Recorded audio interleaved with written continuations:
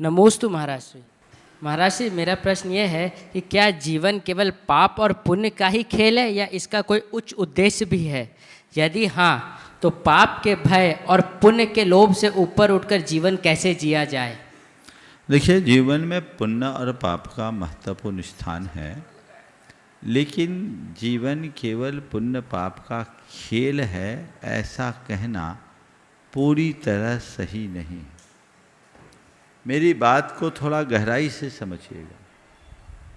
स्थूलतया प्रायः यही बोला जाता है सब कुछ कर्म का चक्र है, सब पुण्य पाप का खेल है, लेकिन नहीं। हमारे जीवन में पुण्य पाप के अतिरिक्त भी कुछ चीज़ें हैं।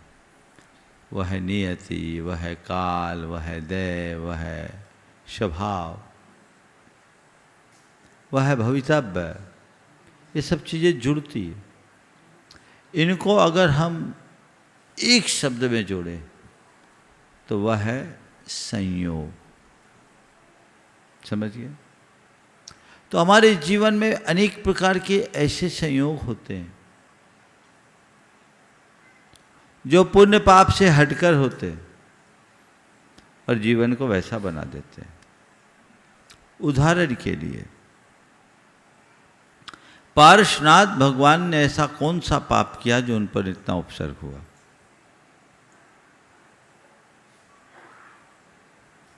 उनके ऊपर 10 भव तक लगातार उपसर्ग चला। क्या ये उनके पाप कृत्यों का फल था? साधारण लोग तो यही कहेंगे कि ये उनके पाप का फल था, लेकिन अगर गहराई में विचार किया जाए तो ये उनके साथ जुड़ा हुआ संयोग था, और इसी संयोग ने पार्श्वनाथ भगवान को महान बनाया।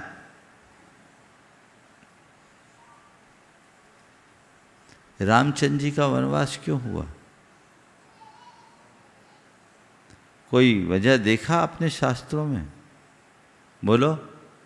कहीं नहीं, कोई ऐसा नहीं, उनके किसी भाव में ऐसा नहीं दिखता जो उन्होंने कोई ऐसा कुकृत्य किया हो जिसके फलस्वरूप उनको वनवास मिला। लेकिन उनके साथ ये संयोग था। अब मैं तो बोलता हूं, राम वन गए इसीलिए राम राम बन गए।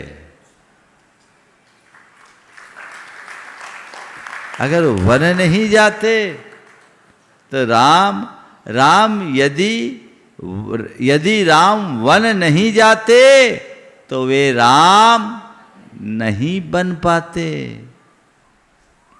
तो उन्हें राम बनना था, इसलिए ऐसा संयोग हो गया। आदिनाथ भगवान को 6 महीने तक आहार नहीं मिलना, किस कारण से? लोग कहते बैल के मुंह में मुस्का बांधी थी। दिगंबर परंपरा में कहीं नहीं है। क्यों अशोक?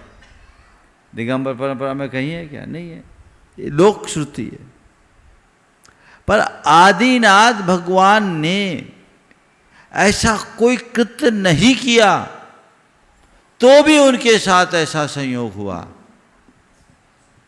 कि 6 महीने तक तीर्थंकर होने के उपरांत भी उन्हें आहार का लाभ नहीं मिला।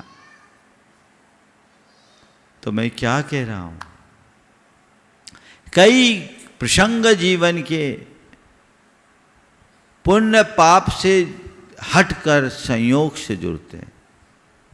कई ऐसे आदमी जो बहुत पापी हो पर फल फूल रहा है, ये उसके जीवन का कोई शुभ संयोग भी हो सकता है।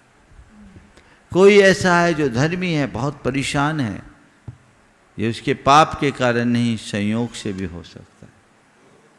तो संयोग को स्वीकार करो और उससे एक कदम आगे चल करके देखो कि ये संयोग मेरा स्वभाव नहीं है।